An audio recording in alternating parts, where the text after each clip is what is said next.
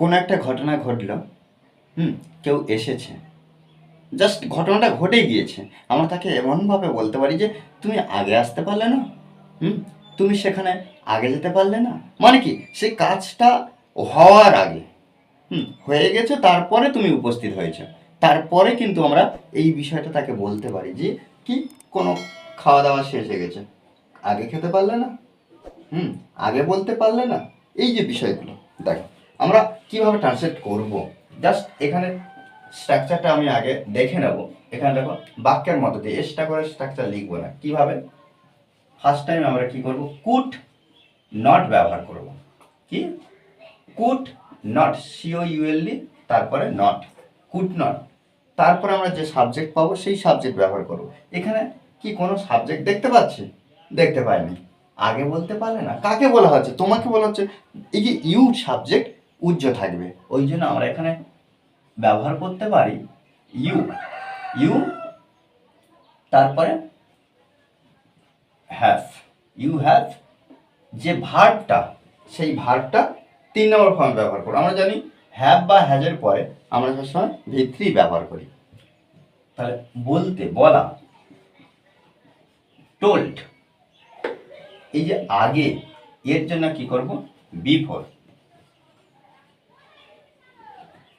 জিজ্ঞাসা চিহ্ন।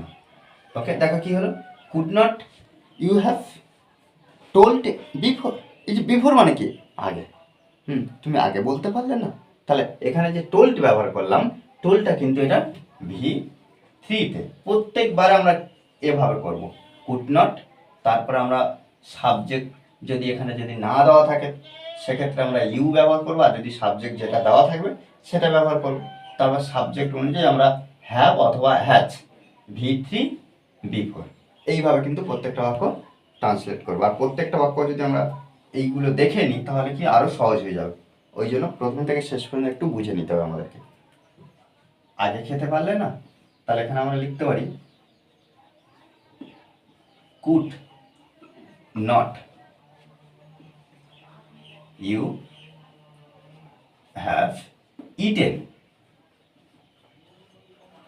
Eaten before.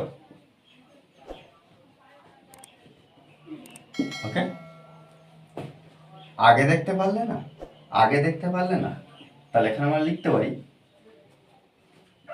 Could not, you have seen, see থেকে সিন, V3, আমরা এটাও V3 ব্যবহার করেছি, এটাও V3। হ্যাঁ, ইউ হ্যাভ সিন কি, তারপরে কি বিফোর, জিজ্ঞাসা চিহ্ন। আর তারপর কি আগে জানাতে পারলে না, এই যে জানাতে, তাহলে এখানে আমরা লিখতে পারি যে could not you, could not you have informed, informed, informed before,